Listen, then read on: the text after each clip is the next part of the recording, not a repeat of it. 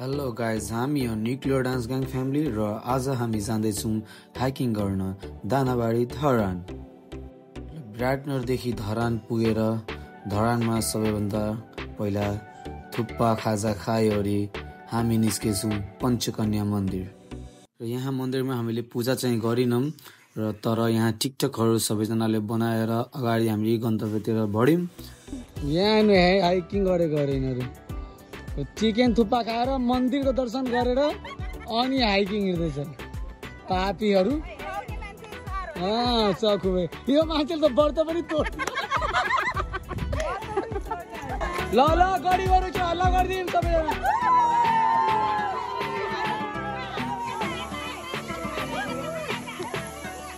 र दानाबारी जाने दुईटा बाटो रहेछ, एउटा ग्राभल बाटो भनिरहेछ भने अर्को बाटो भनेको झुलुङ्गे पुल हुँदै डाँडा कर्दै पहाड हुँदै जाने छ, त्यो अलिकति गाह्रो बाटो रहेछ। So we decided to pick that way. तपाईँ त्यसो हेर्नु, जसलाई म माथि विश्वास छ मसँग हिँड्छ, जसलाई छैन त्यो पनि मैसँग हिँड्छन्, किनभने they don't have any other option.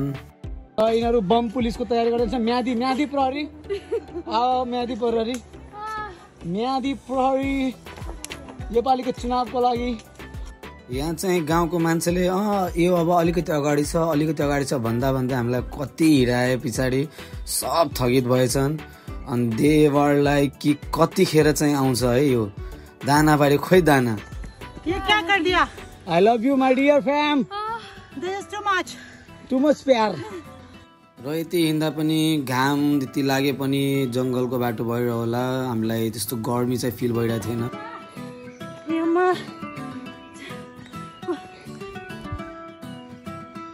सकिन्छ भन्ने मान्छे कट्दै थियो। हेलो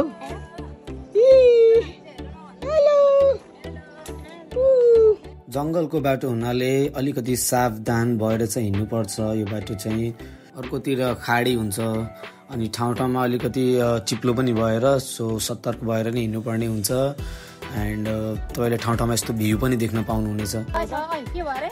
पत्र निस्किरहेको नङको यहाँको धोका आइफोन देखाएर स्यामसङ पाइम हैन, आइफोन देखाएर। र अलमोस्ट 3.5 आवर्स 3.5 घन्टा हिँडिसके पछाडि बल्ल चाहिँ हामी पुग्यौँ दानाबारी। यहाँबाट चाहिँ यस्तो स्टनिङ भ्यू हजुरले देख्न सक्नुहुनेछ। र यहाँ तपाईँहरू चाहिँ आफ्नो फ्यामिली फ्रेन्ड्स जोसँग पनि आउनु सक्नुहुन्छ। गेट टुगेदरको लागि, स्मल पिकनिकको लागि चाहिँ यो short and sweet perfect place छ।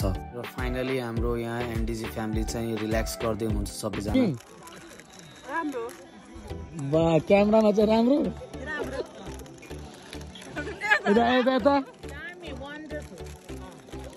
यिनीलाई त राम्रो भइहाल्छ नि। यस्तो भ्यू पाए पछाडि एसआरके को पोस्ट त दिनै पर्यो। हामी यहाँ आउनु अघि चाहिँ हाम्रो होटल पवित्र बिहानीमा चाहिँ खानाको अर्डर दिएको थियौँ र हामी सबैजनाको खाना अलमोस्ट यहाँ रेडी थियो। खाना सकाएर यहाँ यसो थोरै रमाइलो गरेर फोटो एन्ड भिडियोज हामीहरूले सिजन सबैजना फ्यामिलीसँग सकाएर रिल्याक्स गरेर फाइनली हामीले यसमा चाहिँ घरतिर लाग्ने डिसाइड गऱ्यौँ धरानसम्म चाहिँ। सो कस्तो भयो अब हेर्नु है।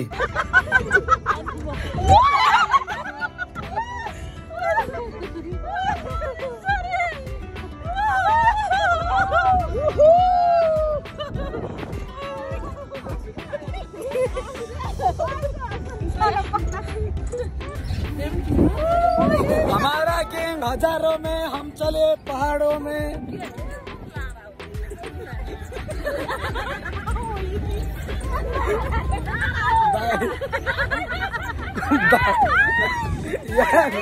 अभी मुस्ताङमा जाँदैछु।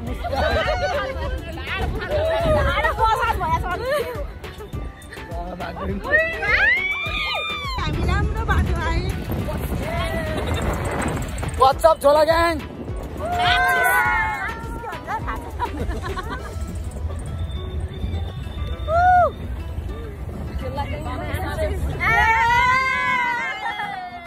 आफ्टर दिस एडभेन्चरस राइड हामी पुग्यौँ फाइनली धरान।